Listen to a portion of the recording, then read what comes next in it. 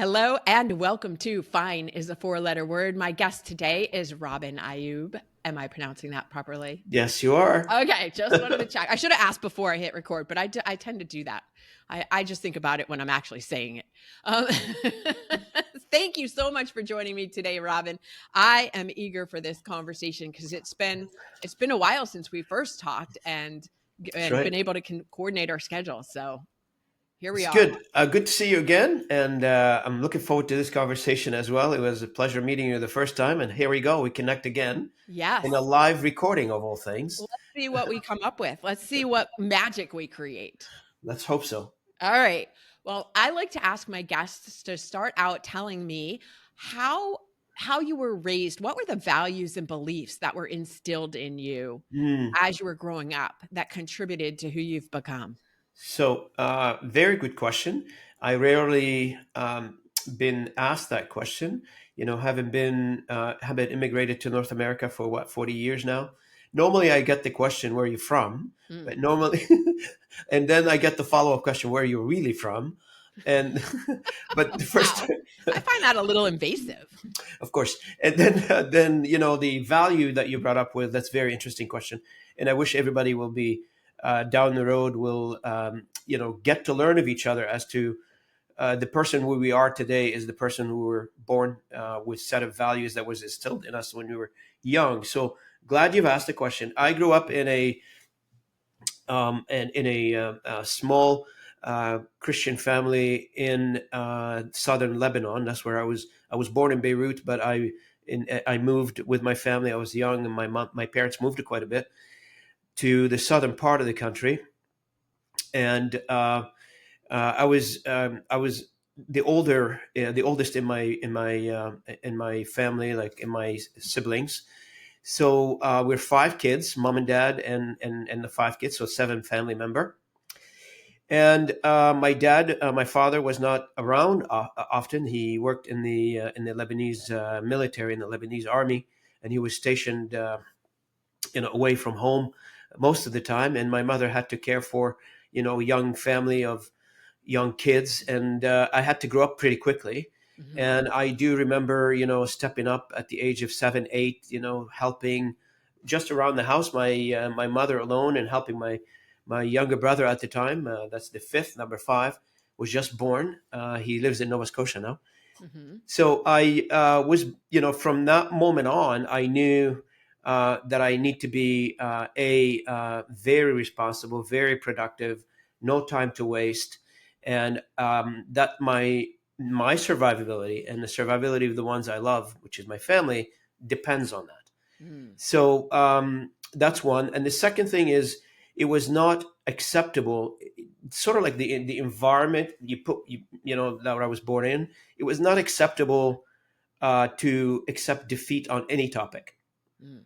So if you are to survive, then you have to find a way to survive. If it doesn't work, then you have to find a way to work. And I do remember when I became close to the age of 12, I think, 11, 12 years old. Again, at that time, the Civil War has started. Not much income. Five kids and mom and dad. I remember. I don't know how my father did it, but he bought a knitting machine, a machine that makes sweaters. And I'm at the age of 11, 12, and he gave me 24 hours to learn it.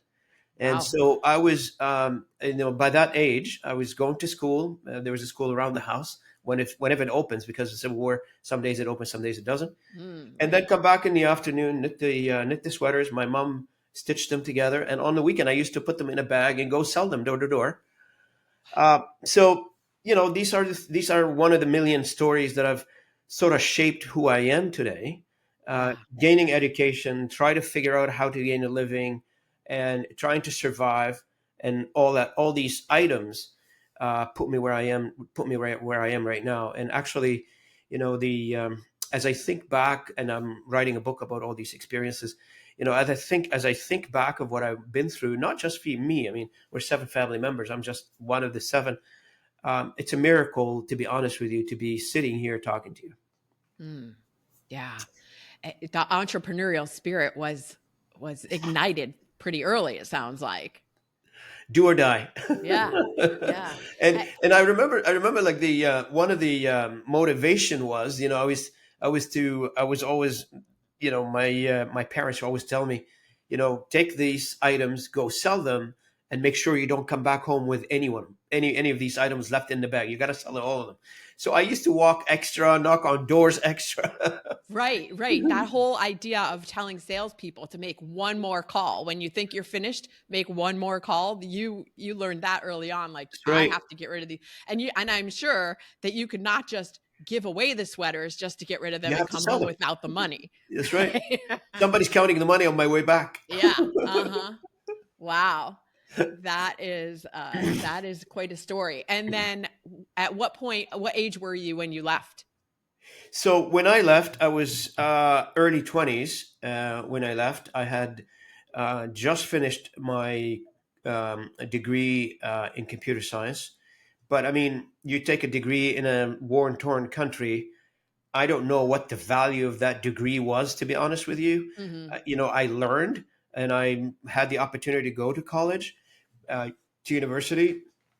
But when I left Lebanon, I left Lebanon uh, as and there was a huge amount of circumstances that pushed me to leave Lebanon. I don't know if I've told the story. I almost, um, I was coming back actually when I was at school and I was at college. I had a part-time job like everybody would have here, and I was a teller at a bank Mhm. I while I did was that with. too. I thought when I was in high school Yeah, and you did. college, I was a teller. Yes. So I was in a town north of Beirut, and around noon on a regular work day, the bombs start falling on that town, and my manager told me to close the bank, to close the shop, and send everybody home, and then go hide in the bunker. So we did, and then a few minutes later, he said, "Oh, it seems to have calmed down," and everybody left. Let's get me and him. We live in the same direction almost. Let's get in the cars and drive away. I said, okay. So we go to the parking lot and we see most of the cars are, either have shrapnels in them or they don't function or some of them burned. His car and our car, my car is still drivable. So we get in the car, we're driving, and there's a highway that loops above the city, so you can see the city underneath you. So as we get up on the highway, I look in the rearview mirror and he's driving behind me and his car stops. So I stop the car, I return, I look at him, I said, "What's wrong with you?" He said, "My car stopped working." I said, oh, what's wrong with this? I said, "You want to come with me?" And while I'm talking to him, I hear missiles are coming down, and I hear the departures. So I said, "Look, the missiles are coming down. You're gonna come with me?" He said, "No, no, no. I'm gonna lay in the ditch, and hopefully I'll figure this out." So I thought, okay, so I'll drive fast, and I'm driving fast, and I all I can remember is the last missile landed like about a few meters behind my car, Oh my and gosh. and I was doing like, I don't know, speed, like a high speed, like Mhm, somebody's mhm. running away. Yeah.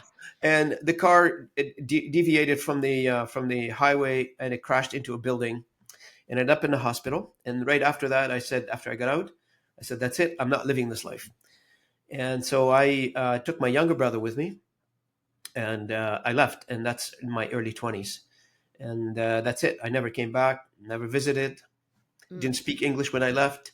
Ah, Um, I I didn't always know. find that so interesting because, yeah, I mean, so many immigrants to North America don't necessarily speak English when they get here and yet learn it. And it's not, I know it's not an easy language, but did you come to Canada immediately or I where came did to, no, well, I worked in Cyprus for a while. Okay. And I had a nice job in Cyprus, and I wanted to continue and stay in Cyprus, but I couldn't because I still have the responsibility of my family, obviously, Mhm. as from my upbringing, and Yeah. so I couldn't find enough employment for the rest of the family, so we had to look elsewhere. So we ended up in Canada, and the reason we ended up in Canada, I thought, I speak French, and I went to school in Mm. French, so I thought maybe that's a good connection. So I did, and then when I arrived here, I didn't really like when I arrived to Montreal and I ended up on the Atlantic coast of Canada in New Brunswick, Nova Scotia, those kinds of areas. Mhm. And the French in that area is not like the same French I I learned in know. school. Yeah. So it was easier for me instead of adapting my French to learn English. And Wow. literally, I was listening to TV, watching TV, reading what I can read, and dictionary quite a bit. I didn't go to school, but just like, like a sponge, sucked it from the air kind of thing. Yeah. And yeah, I made a lot of mistakes. I wasn't shy about making mistakes when I learned a language. Good I'm for not shy you. away making mistakes when I learn a language, but eventually I got it, I guess. Yeah.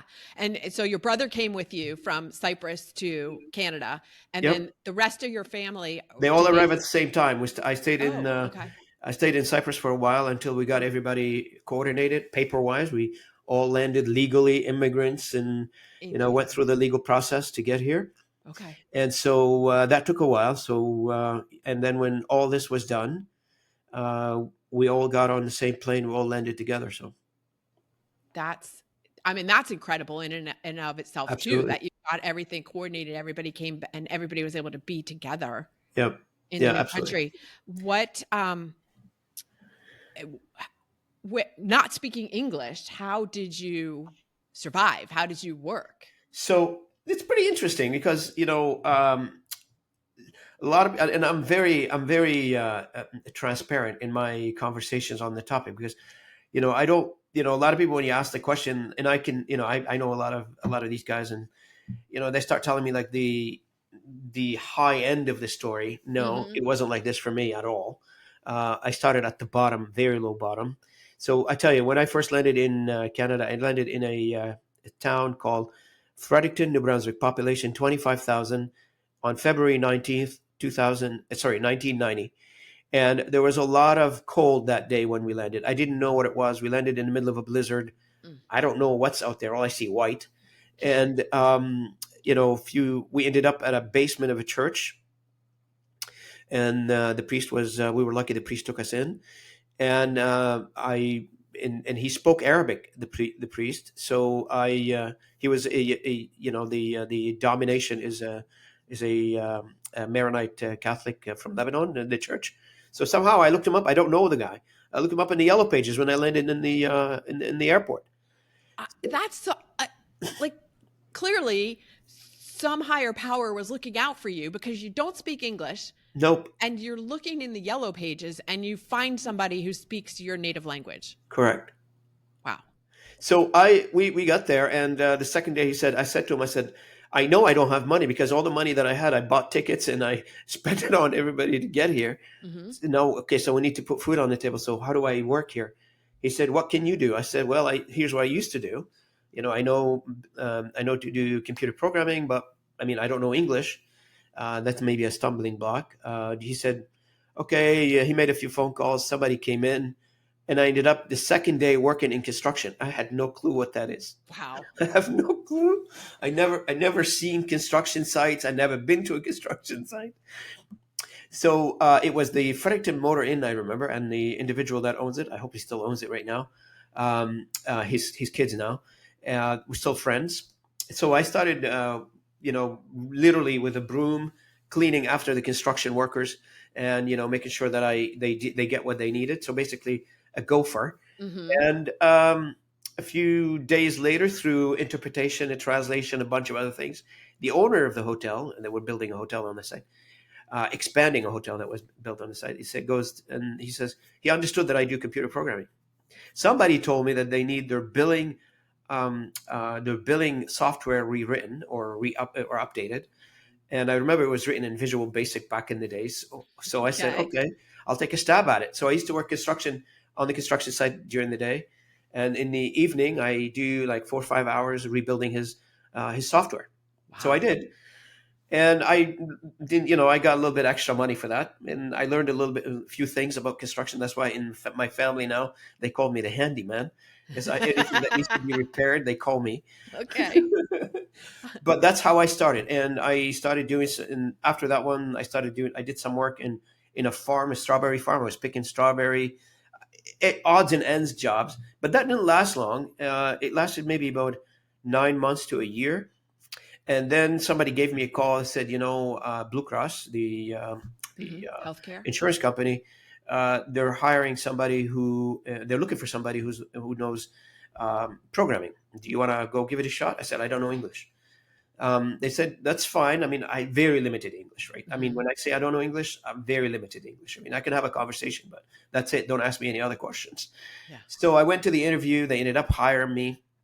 I ended up working in the started as a programmer on an IBM 3090 mainframe. I was doing some DB2 programming, and I worked for them for about 3.5 years.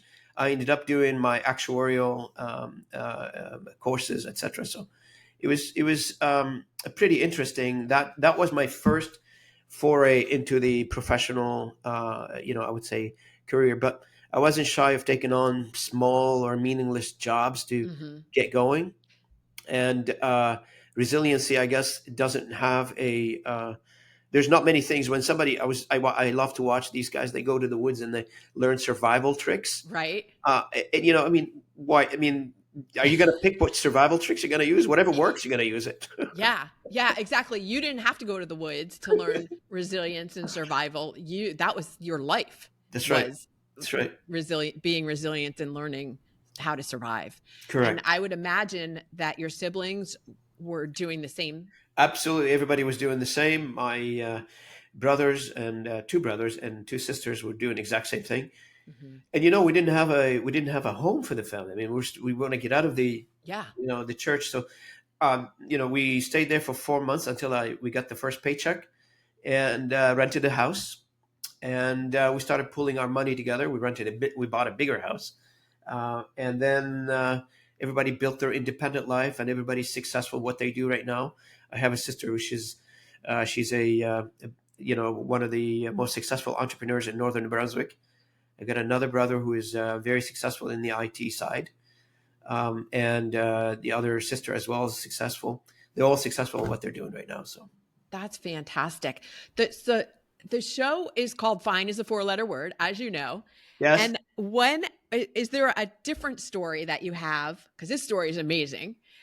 About a time when everything was fine but wasn't fine. Like when you said everything was fine, but it really wasn't fine. So a lot of times what the human being is what we think is fine, it's absolutely not fine. I mean, we could be talking together and we thinking this Yeah. is fine, but there's some other subconscious thoughts in your mind that tells you there isn't fine. I mean, one of the first stories I gave you is when I left the country. I was Right. living in the country under the bombardment daily, and I thought it was fine. Because You that's all know, you knew. that's all I knew. Yeah. So when it hit me hard, though, I found, oh, there must be a better way to live this thing Hmm. they call life. Instead of me getting killed by accident on some sort of a highway because a bomb fell too close around me, Yeah. I better find a different way. So I found under certain circumstances when you're working too hard, when you're focused, greatly on what you're doing, and you don't stop to figure out what else is around you, you think the normal situation is the situation that you're in. Yeah. Yeah. Do Even you in a think? job situation, not necessarily a war torn country, even in a job situation, even in a relationship, Yes. marriage, partnership, whatever it is, sometimes when you don't step out of that, don't just figure out if this is right or not and do a pulse check on it, you think it's fine. And that's what I thought half of my life. Yeah. Do you think your family would have left, or were you the inspiration for I'm the everybody to inspiration. leave? So like I have this habit in the family. I put them. Everybody now is on. It's been a while now on a WhatsApp group. Hmm. So the entire kids and the nephews and the nieces, they're all on WhatsApp group. And every morning I've got them on the clock at 6:30. I dial, and we all bring mom and dad and the rest of the family. They get in on a call. We say just good morning, 30 minutes, and everybody goes back to their work, etc.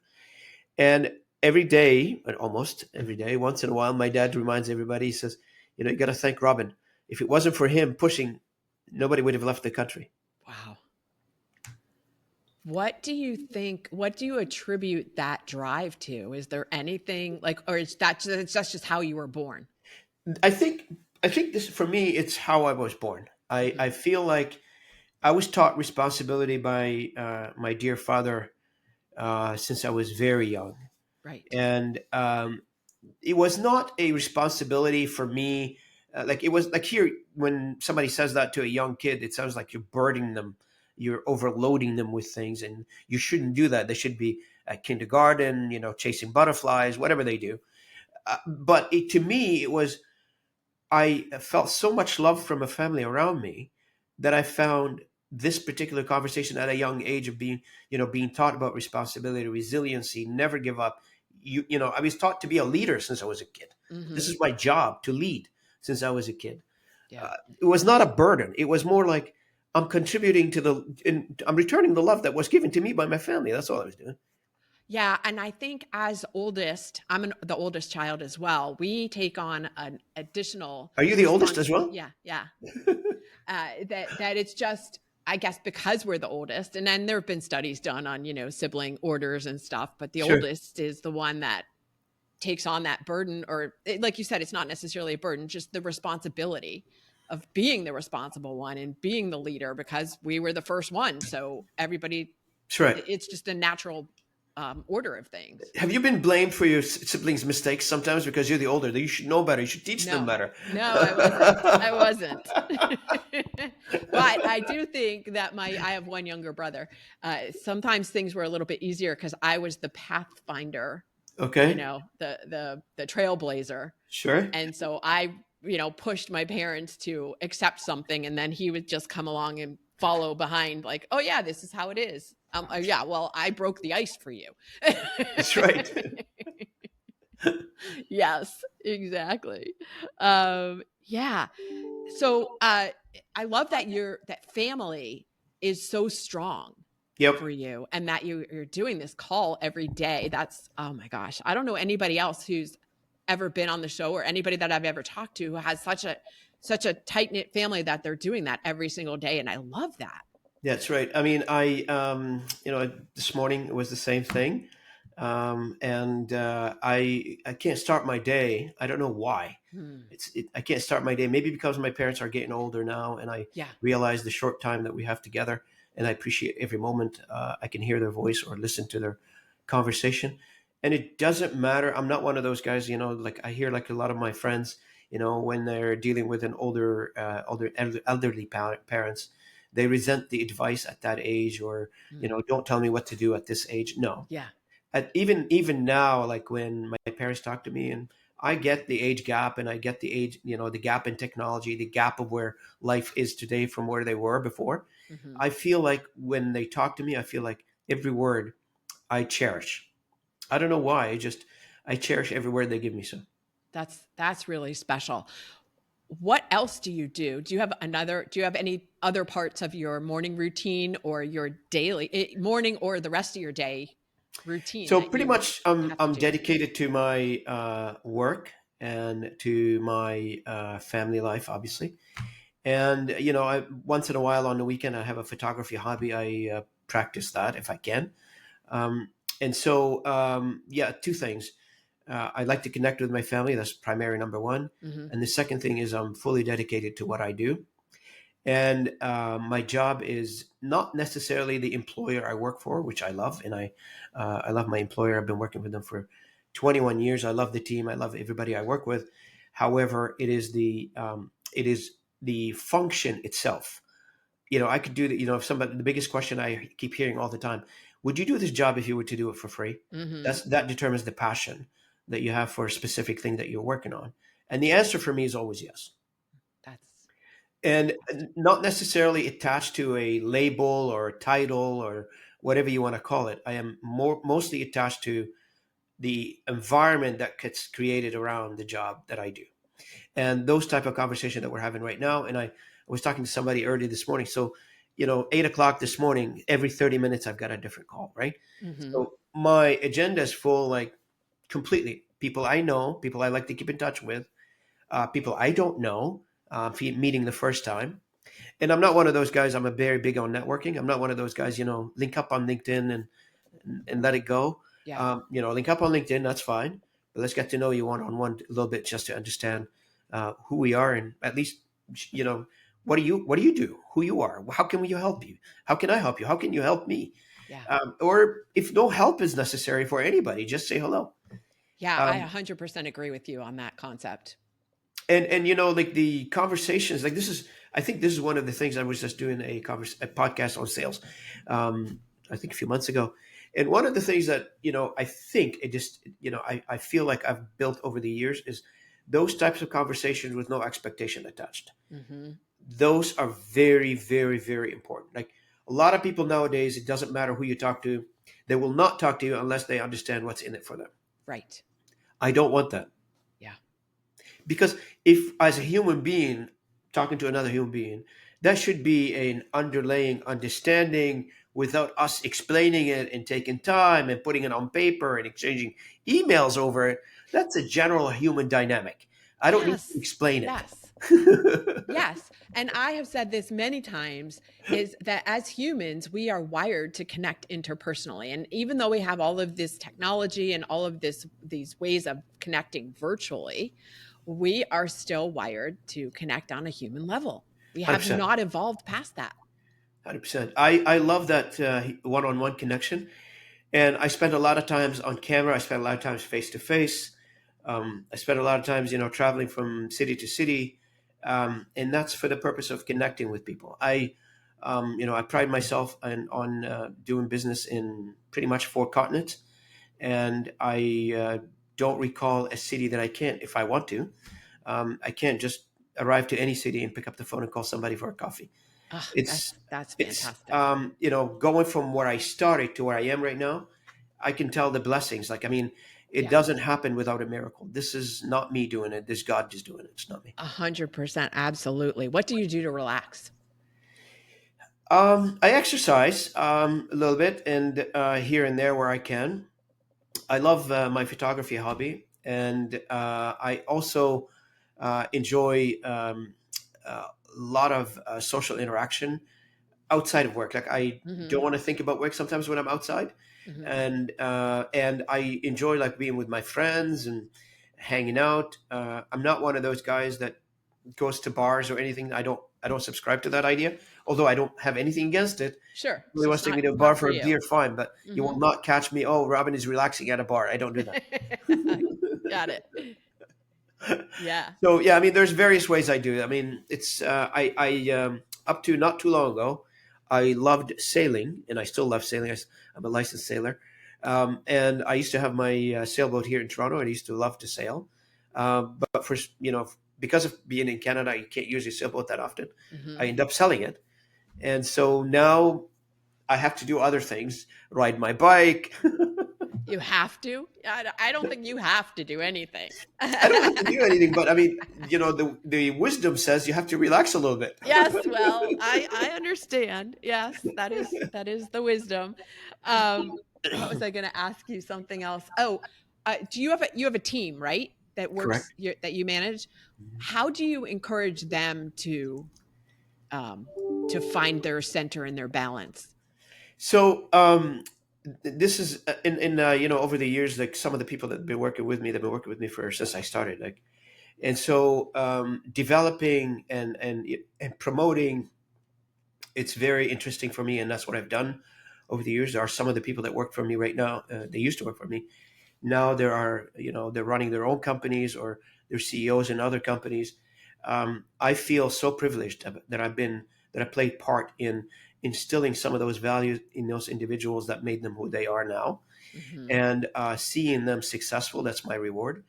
So the way I do it is by dialogue, and in lots of dialogue, and leading by example. For me, it's very important. I will never ever ask somebody to do something that I cannot do, Hmm. and not just cannot do it. I want to do it perfectly, so I can ask somebody to do it. And it's very interesting for me because there is the old management 101. You read the template and you put the template out and you get people to adopt the template, whatever the template is, be it learning a product or learning a process or finding the balance in life, whatever it is. For me, is work hard, play hard. Hmm. And commitment is, and being able to rely on the loyalty of those individuals that I invest my time in them. It's very important to me because when I invest time in somebody, I want that somebody to return the favor by saying or not saying anything, but displaying either the effort to learn and B, the loyalty to stick around and learn more and develop with me. And it's very interesting for not just for me, for everybody. The company wins, the individual wins Yeah. who are participating in this. Right. You said you like to do everything perfectly. Do you think perfect exists? Perfection. It's a subjective topic. Obviously, I mean, perfect is is a factor of many things: time, sometimes budget, and the skills available at the time to do that whatever perfect is Yeah. that we deem as perfect. And a lot I work in a business where we say perfect is in the eye of the beholder, right? Uh-huh. Whoever is looking at something can see it perfect.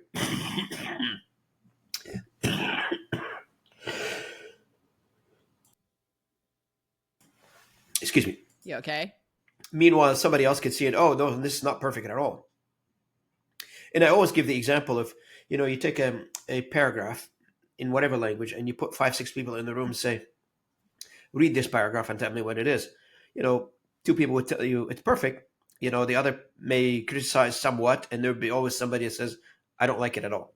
Mm-hmm. So again, perfect is the function of time and effort, skills associated with the item or the process or the product that you're trying to work on is in the same time. So Yeah, I like that definition of perfection being in the eye of the beholder. yeah, it is in the eye of the beholder. Yeah. Yeah, I think If you that's a say to me, key. "Hey, I want you to build, XYZ, whatever it is, service product, whatever it is," and you've got like 1 week to do it, and I'm only going to give you one individual that knows a little bit about this. Well, perfect at that time is going to be very shady perfect. Yes, yes, yes.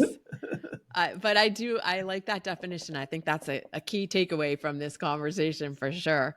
Speaking of key takeaways, are there any other, anything else that you think that would be something that you want to put into this conversation as a key takeaway for listeners? Yeah, so I would say to people, look, I mean, never give up, right? So I had this tagline on my email signature for many, many years: never give up. Always find a way. And I used to say, go over, go under, go around, and if all fail, go through if you have to, Hmm. but never, ever, ever give up. If you want something so bad, go for it. I love that. That's fantastic too. Winston Churchill said that, right? I don't know who said it. When I'm I not a know native he's English speaker. attributed. I recycle, Lori. Okay, no, that's all good. It's all good. I know Winston Churchill has been credited with saying never, ever, ever, ever give up. So that's awesome. All right. Well, before we close this conversation, Robin, what's the song? Is there a song that you listen to when you need an extra boost of energy? You know what? It's going to be a big revelation here on this podcast, and that's only for you, um, and for your listeners, obviously. I'm a big fan of the Bonnie M, and I don't know who's listening to this, and they may, laugh or think, "Oh, poor Robin." I'm a big fan of the Bonnie M, so any song from Bonnie M just put me in the right mood, obviously. So, Okay, fantastic. I'm going to put a link to that yep. in the show notes. If someone wants to continue this conversation with you, where is the best place for them to find you? LinkedIn. Yeah, find me LinkedIn. on And LinkedIn, that's where and I found you. yeah, that's where you found me. And also, I mean, if they want to check out my podcast, they can go obviously check out my podcast, Localization Fireside Chat, and also they can email me directly if they want to, Okay. rsayoub@gmail.com. Fantastic. I will put links to all of that in the show notes. Robin, thank you so much for joining me Thank you. today on Fine is a Four-Letter Word. Thank you so much, Lori. Thanks for having me on your show. I wish you lots of success, and hopefully we connect again. Thank you. Absolutely.